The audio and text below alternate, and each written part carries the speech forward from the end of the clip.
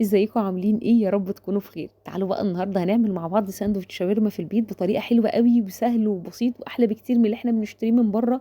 معرفش سندوتشات الشاورما بقى مبالغ فيها قوي واحنا ولا ضامنين اللحمه ولا ضامنين اي حاجه من بره. تعالوا خلينا نعملها في البيت بطريقه سهله قوي. اول حاجه بقى انا عندي تقريبا حوالي نص كيلو من البفتيك. انا بحب اجيب البفتيك واقطعه تقطيعه الشاورما واستخدمه. حابين كده مفيش مشكله، حابين تستغنوا عن الخطوه دي وتطلبوا من الجزار ان يديكم مثلا قطعيه اللحمه اللي هي وش الفخده ويقطعها لكم تقطيعه الشاورما برده مفيش مشكله. انا بقى عندي في الكبه بتاعتي محضره بصلايه وسط وطماطمايه، هبدا افرمهم ناعم كويس جدا. انا محتاجه بعد كده اخد ميه البصل والطماطم، بيدي طعم حلو قوي قوي للشاورما. هبدا بقى اصفيها كويس، هاخد الميه ابدا اضيفها على الشاورما بتاعتي. عندي بقى معلقه خل كبيره، والتوابل بقى بتاعتي محضره بصل باودر وتوم باودر وملح وفلفل وسبع بهارات وبابريكا ونعناع مجفف، من كل حاجه تقريبا نص معلقه صغيره. عايزه اقول لكم النعناع المجفف بيفرق جدا جدا في طعم الشاورما، مع رشه بقى قرفه ورشه جوز الطيب. وهبدا بقى اقلب كل الكلام ده مع بعض.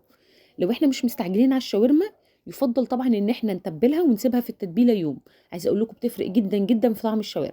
لو انتم مستعجلين يبقى ممكن نتبلها قبليها بساعتين 3. وبما اننا طبعا بقى بنعمل شاورما تعالوا نحضر مع بعض شويه سلطه طحينه. ودي بقى من اسهل سلطات الطحينه اللي انتم ممكن تجربوها. عندي شويه طحينه هضيف عليهم شويه لبن ومعلقه خل كبيره وعصره ليمونه. الليمون ما بانش في التصوير مفيش مشكله. مع رشه بقى شطه، رشه كمون وملح. في ناس طبعا بتحب تضيف توم، انا من الناس اللي ما بتفضلش اضيف توم في سلطه الطحينه.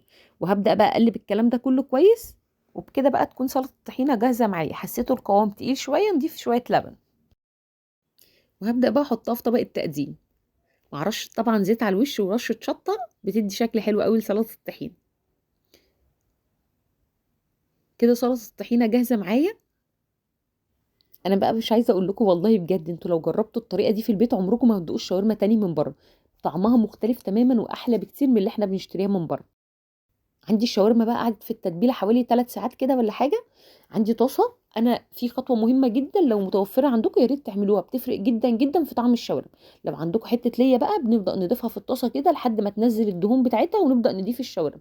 انا ما كانش متوفر عندي فحطيت معلقه زيت كبيره وبدات انزل كده بالشاورما بالتدريج. انا هحاول بقدر الامكان ان احنا الشاورما ما تنزلش الميه بتاعتها. مش هقلب فيها حاجه ولا هعمل فيها اي حاجه لحد ما تبدا تغير لون كده واحس ان هي خدت لون من تحت هبدا اقلبها. وطبعا بقى الشاورما القطعيه بتاعتها دي ما بتاخدش تسويه خالص على النار، يعني تقريبا حوالي 4 5 دقايق بتبقى الشاورما خلاص جاهزه معايا. اول ما الشاورما خلاص دخلت على سوا انا بقى مقطعه بصلايه جوليان كده، هبدا انزل بيها اول حاجه واقلبهم كويس لحد ما البصلايه تبدا تدبل معايا. محضره طماطميه شايله منها الميه بتاعتها هبدا اضيفها مع رشه بقى البقدونس. ومش عايزه اقول لكم الريحه قد ايه، تجنن حلوه قوي، احلى بكتير من اللي احنا بنشتريها من بره. اللي هيجرب الطريقه دي عمره ما ياكل شاورما تاني من بره. ومش مكلفه خالص، يعني بالنسبه طبعا للساندوتش ان احنا بنروح نجيب الساندوتش الكايزر مثلا دلوقتي وصل ل 45 50 جنيه، فده كتير جدا. بدأت بقى أضيف معلقة طحينة من اللي احنا كنا محضرينها، بتخلي طعم الشاورما في حتة تانية، يعني بتديله طعم جوسي كده وحلو قوي. مستنية بقى ان انتوا طبعا تجربوا الوصفة دي وتقولي لي رأيكم فيها، وان شاء الله هتعجبكم، وان شاء الله نتقابل فيديوهات تانية كتير هتعجبكم.